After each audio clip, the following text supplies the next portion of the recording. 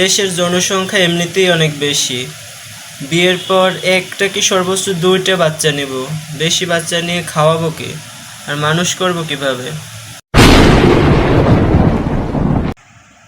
ولا تقتلوا أولادكم خشية إملاق نحن نرزقهم وإياكم إن قتلهم كان خطأ كبيرا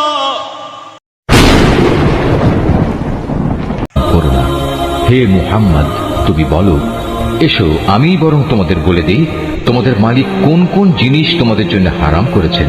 সেই জিনিসগুলো হচ্ছে, তোমরা তার সাথে অন্য কিছুকে শরীক করবে না, পিতামাতার সাথে ভালো ব্যবহার করবে, দারিদ্র্যের আশঙ্কায় কখনো নিজেদের সন্তানকে হত্যা করবে না, কেননা আমি তোমাদের ও তাদের উভয়েরই আহার যোগাই।